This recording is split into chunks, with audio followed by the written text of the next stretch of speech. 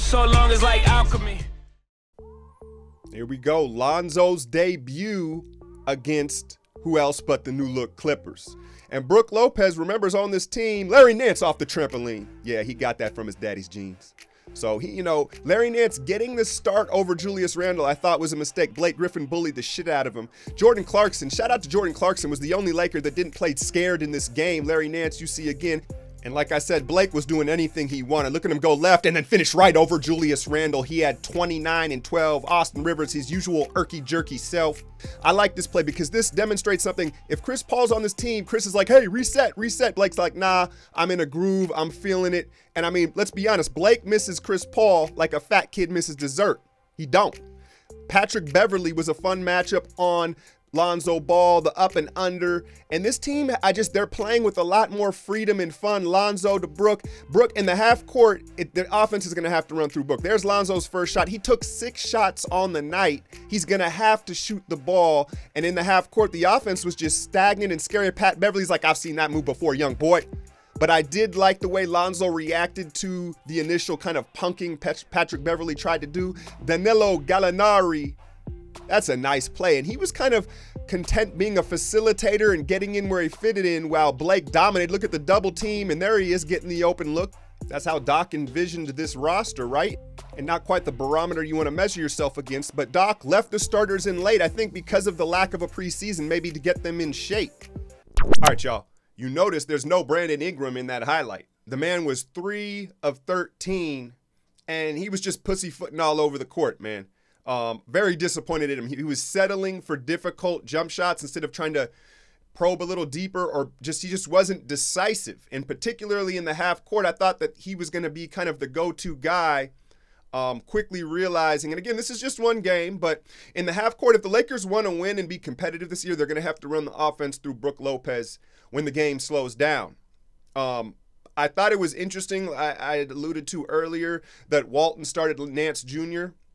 rather than Julius Randle, particularly against Blake Griffin. Blake Griffin bullied the shit out of Larry Nance Jr., and Julius Randle, one, is a little bit stronger, moves better laterally, and then he has a little more irrational confidence. So Randle does some shit sometimes where you're like, whoa, what are you doing, dog? Like, you'll never be able to do that. But you kind of admire that his spirit, right? His competitive spirit, I think, is a little better than Larry Nance's.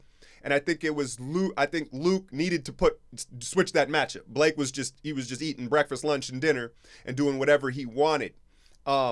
Luol Deng starting the game again. KCP was suspended for the first couple games of the season due to a DUI. This isn't new news. The Lakers were aware of this, and he started Luol Deng, and I think that's just simply kind of like a shout out to the veteran. And then old dudes, older players, right? It's easier for them to warm up before the game and start. If he warms up and then sits on the bench, you can't even really put him in. So that's why Luol Deng started. But again, Brandon Ingram, this is game 1. So I'm not like giving up on him. Y'all know I picked him for most improved this year, but it's not looking good after that. Just seeing his lack of confidence, really what it is I think he's gotten stronger, but the confidence wasn't there. And with this team in particular, he's going to have to lose his conscience shooting the ball. So what? He started off 2 of 10, 1 of 8 or whatever it was. He's got to keep shooting and understand that that's what they need from him. This team needs him to get buckets. Because Lonzo, again, took 6 shots, and I talked about Beverley got into his chest, and did what we all expected him to do. I liked how Lonzo handled it, and it was obviously, you knew he was going to have like a stoic face and not a reaction to it, but what I liked was he didn't move. When Beverley got into his space, he didn't back up, and I think that's a very subtle, important thing for the youngster in ball. One thing, though, is he's got to shoot the ball, man. There was several times where he would come down, crossover, be in the mid-range, and have an open shot, and one time he kicked it out to Randle for like a 28-footer, and it's just like, you're too smart of a basketball player, even as a rookie, to understand which shot is a higher percentage, better shot.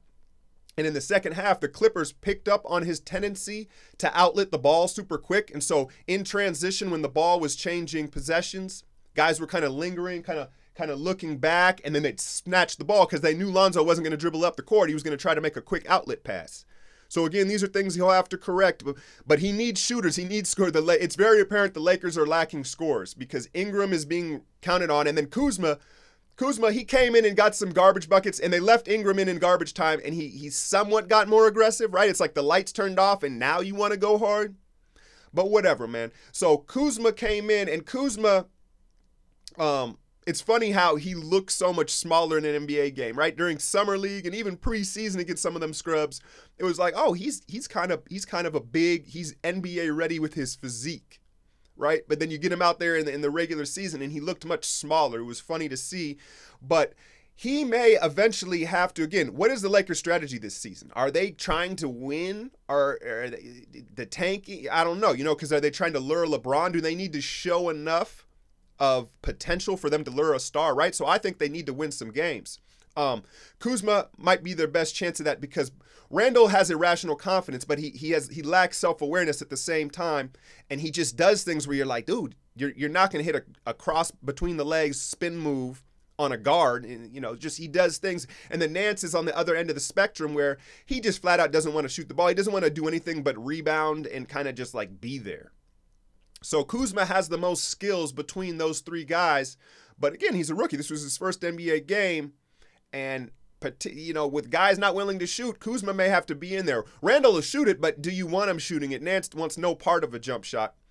That was my takeaway from this first game. Again, game one, but they're going to, Lonzo's going to have to shoot the ball more. Absolutely.